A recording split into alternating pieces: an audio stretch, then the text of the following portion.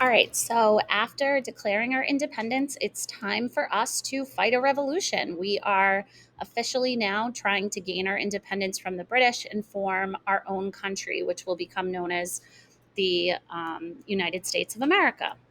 So remember, this is a new transition for us. We're going to be using these hyperdocs to keep track of your assignments. So everything will be on this one document in one place.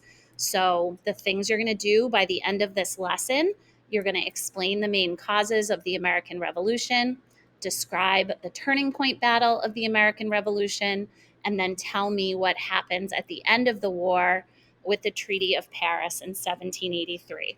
So I have the time it should take to do each of these lessons. It might take a little bit longer than 10 minutes to do the notes, but I will try to go through these with you. So we have fighting the revolution. So, um, for the purpose of this lesson, again, one essential question that we want to be thinking about is how did America defeat what at the time was the greatest army in the world? The British were the strongest army, the largest army, they had the best navy in the world. So, how possibly could the people living in America win the Revolutionary War? So, I just went through your objectives with you. You have some must dos, the video and the guided notes and the mastery check. And also, your should do is going to be a little lesson where you're reading some quotes from some important people that lived during the time of the American Revolution. So let's look at the tape. Um, you have population wise, by this point, we're talking 1775, 1776. There were about 2.5 million people living in America. America was growing very rapidly in the 13 colonies. In Britain, you have 9.5 million, but that population is on the other side of the Atlantic Ocean. At its height, the British Army, we called them redcoats. There were 50,000 redcoats in North America. Now, people mistakenly, meaning they think that by accident, that everyone living in the 13 colonies wanted to revolt. That was not the case. You had about a third of the population were loyalists. They were very devoted to the British and the British crown. You had about a third that wanted that independence, and then you had a third of people who really didn't care either way.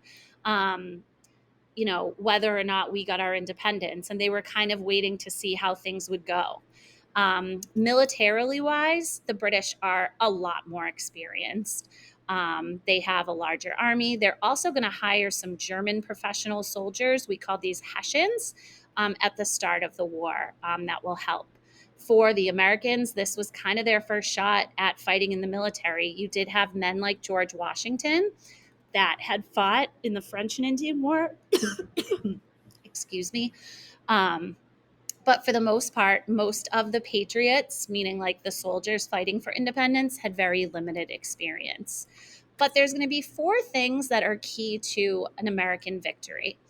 The combination of our Continental Army, which was the official army grown at this time, and also the state militias, which were just random people that had signed up to do military service. Logistically, the British are going to have a very difficult time supplying their military because of how far away Great Britain is. Um, as the war goes on, and eventually France will become an ally of the American army, which means they will supply us with American goods. And then we also have the leadership of George Washington, who understood British tactics because he had served in the British Army during the French and Indian War. So the Revolutionary War is the third longest war in American history. It is the second deadliest war. Um, and we would have a large portion of American deaths, but most of that was from disease. And the British dealt with the same thing. The war is eventually going to move to the south.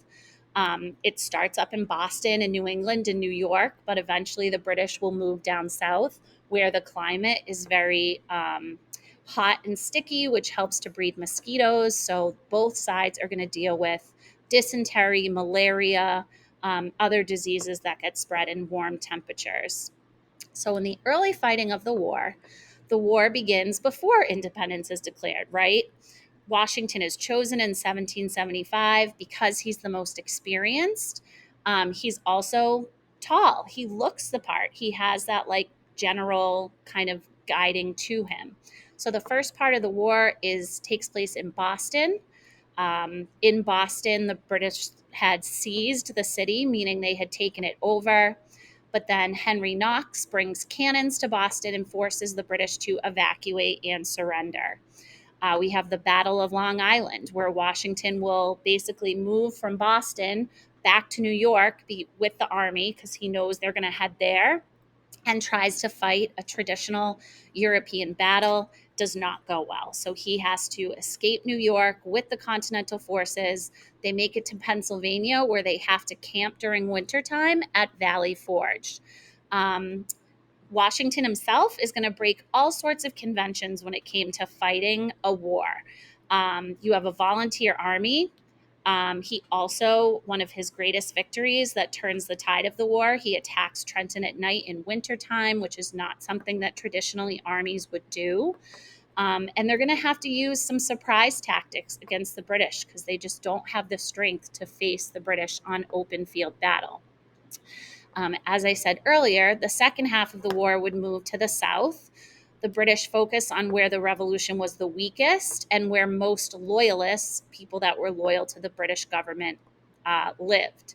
So France is going to enter the war after the Battle of Saratoga, which makes this a global conflict. The turning point battle of the war is the Battle of Saratoga because it's going to be the French joining the Americans that will help turn the tide against the British. Also, now with the French, they are fighting on the open seas against the British in other parts of the world that aren't just North America. It forces them to defend their homeland. The French also give us the ability to have a navy, which as a young country fighting for our freedom, we did not have. So that was very helpful to us. And then, as I mentioned earlier, the mosquitoes lead to malaria. You have other issues that lead to massive spread of disease. So the last battle of the war will be the Battle of Yorktown. The Battle of Yorktown, basically the British are surrounded in Virginia.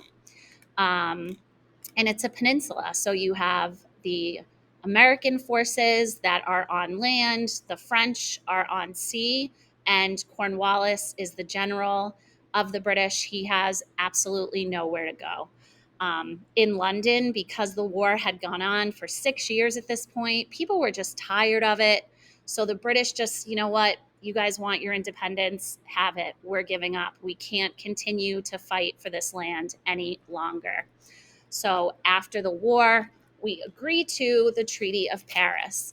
The major wins for the Americans, what we are granted by the treaty, the first one, independence. So number one, we get independence. Number two, we are given land between Canada and Florida and east of the Mississippi. So anything from the Atlantic Ocean west to the Mississippi was now the United States of America. We also are given some fishing rights off of the Atlantic waters in Canada. Americans had to agree as part of the treaty not to persecute loyalists and restore their seized land. So those are the major things that were decided in the treaty. We'll talk about the founding of the American government in our last lesson. Again, this is lesson 5. After you complete this lesson, you're going to look at your should do. We have some quotes from people like Thomas Jefferson and Abigail Adams, some quotes from loyalists, quotes from slaves that supported the war. So you're going to look those over as your should do. On your mastery check, remember to focus on those major I can statements to help prepare for your mastery check.